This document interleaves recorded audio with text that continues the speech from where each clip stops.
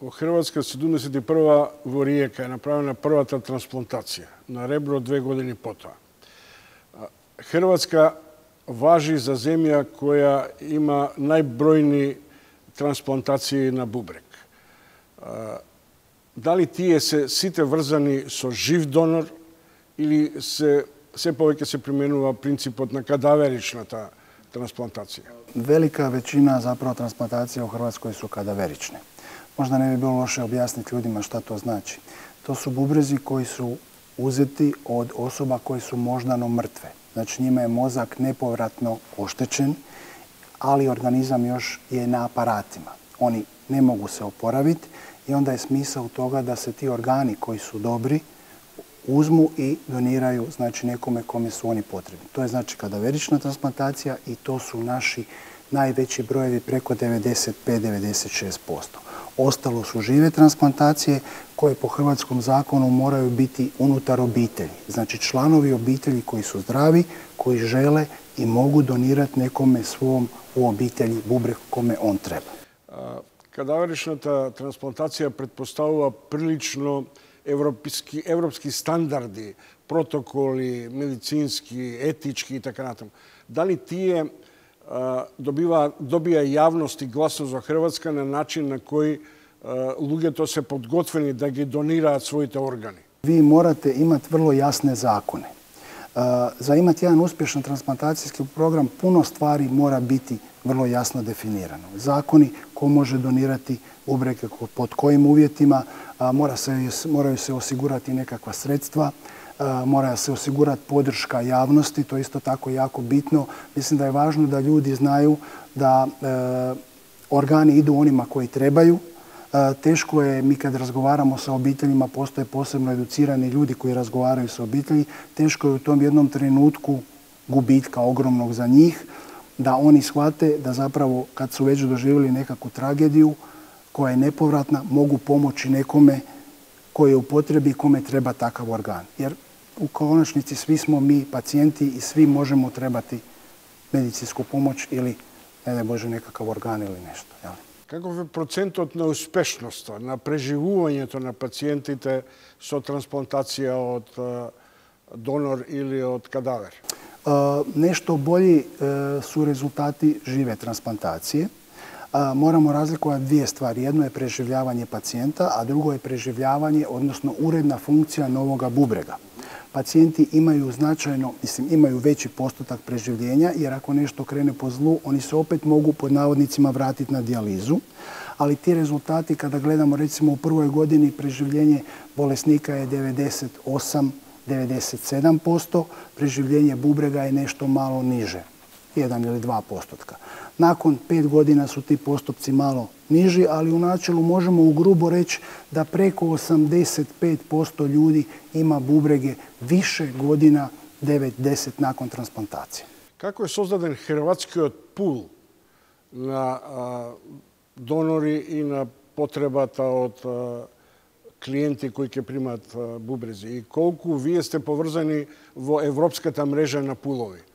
Eurotransplant. Tako je. Znači, 2007. godina je bila jako značajna za našu transplantacijsku medicinu. Mi smo postali dio Eurotransplanta. Znači, jedne međunarodne organizacije sa ciljem poboljšanja transplantacije bubrega i ulaskom u Eurotransplant naši brojevi su se značajno povećali, brojevi transplantacija bubrega. Samim time što se povećao broj transplantacija bubrega, značajno se smanjilo vrijeme čekanja na bubreg, odnosno broj ljudi koji čekaju na bubreg. Tako da smo mi prije transplantacije, prije Eurotransplanta imali negdje oko 7 godina vrijeme prosječno čekanja. Danas je to vrijeme manje od 2 godine, što je ogromno poboljšanje za naše bolesnike i mi smo recimo po tom vremenu čekanja među najboljim zemljama u Europi, pa rekao bi i u svijetu. To su službeni podaci Eurotransplanta. Македонија се уште не е членка и тоа веројатно мора да го направи ако сака да биде успешна. Меѓутоа е факт дека овие мали држави кои имаат мал број на пациенти и уште помал број на донатори и така натаму. Што е перспективата во некој пул кој би имал регионално значење, до толку повеќе што бубрегот треба да се трансплантира најуспешно во рок од 5, 6, 7 часови? U sklopu Eurotransplanta to je jako dobro organizirano. Znači, bubrezi koji dolaze iz udaljenijih zemalja dolaze avionom. Bubrezi koji dolaze iz bližih zemalja dolaze autom. Znači, nije to vrijeme čekanja toliko dugo. Sad, ovo što ste rekli, mala zemlja, pa nije ni Hrvatska u tim nekakvim evropskim relacijama velika zemlja. Ali ako postoji podrška, pa čak bi rekao i politička, jer to je bitno, ako postoji želja od struktura koje mogu promijeniti stvari, onda se može razviti jako dobar program. Puno je tu stavki u igri, od nekakvih financija, od općeg stava društva prema doniranju organa, od podrška vjerskih institucija, svega onoga znači što čini jedno društvo u cjelini. Prema tome važno je da imate sve te poluge koje idu prema transplantaciji bubrega da bi mogli razviti program. Mi imamo dobru suradnju sa Makedonijom, ne samo dolaskom na ovakve skupove, nego inače. Mislim da, teško mi je sad reći, ali mislim da postoji dobra volja da se pomogne, da se pruži iskustvo, da se pomogne, kažem, na tom nekakvom putu da i vaša zemlja znači popravi svoj transplantacijski program, kao što smo pomogli i Crnoj Gori, kao što smo i od strane Europske komisije imenovani za regionalnog lidera. Znači, za nas je normalno, pozitivno i prihvatljivo da mi pomažemo zemljama kojima je ta pomoć potrebna našim iskustvom i znanjem. Успешните трансплантации го стеснуваат просторот на мафијата и на црните трансакции, трансплантации и така натаму.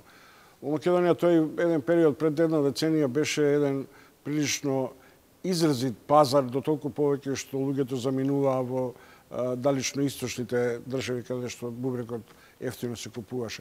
Дали Хрватска со успешноста и со масовноста на трансплантацијата го стеснува тој простор? За, да речем условно, за диви и црни... Ne, to je nemoguće. To je nemoguće i mislim da je to jako važno da ljudi shvate. To je nemoguće. Znači, nikakav ni primisao trgovine ili nečega tako. A to su vrlo kontrolirani mehanizmi. To je toliki broj ljudi uključen u taj postupak dojave da je neko donor, obrade donora, uzimanja organa, transporta organa i transplantacije, da je to nemoguće. Znači, to je jako bitno da ljudi shvate, jer to je u krajnjoj liniji smisao ovog razgovora. Ako postoji najmanja sumnja, onda ljudi imaju otpor. U Hrvatskoj je to nemoguće. Samim time i u Eurotransplantu je to nemoguće. Ja ne mogu reći da je svugdje tako, ali kod nas su vrlo jasno razrađeni zakonski mehanizmi ko mora napraviti što, u kojem vremenskom periodu i ko je za što odgovoran. Kažem, to je nemoguće. Доцент Худолини, колку после трансплантацијата квалитетот на животот на примателот на бубрегот станува добра ситуација и социјално активен пациентот? To je neusporedivo, znate. Znači, dijaliza je neusporediva sa transplantacijom. Ne samo za kvalitetu života. Ti ljudi nisu ovisni o uređajima. Znači, oni ako idu na dijalizu, oni 3 put ili nekoliko puta tjedno moraju ići u bolnicu na dijalizu. Oni značajni dio svog vremena tamo provedu, nekoliko, više sati. Znači, samo to da vi niste ovisni o aparatu, da možete ići na put, da možete ići u posjetu, da se možete družiti s ljudima, to je neusporedivo. Čovjek isto tako mora znati da dijaliza nije nešto što je pod navodnicima pretjerano zdravo. Ona je nužna da čovjek ostane živ, ali ona ima svojih posljedica. Prema tome, po svim studijama je znanstveno dokazano da je transplantacija bubrega najbolja metoda za liječenje bolesnika koji su izgubili svoje bubrege. Još jedna stavka koja je isto tako bitna, koliko god da je to možda mali paradoks, transplantacija je u samom onom dijelu možda nešto skuplja, ali je dugoročno i financijski isplativa, jer je zapravo puno skuplje držati pacijenta na dijalizi mjesecima i godinama. Tako da i financijska ušteda tu vrlo, vrlo velika. Доцент Худолини, ви благодарам за разговорот. Hvala vam.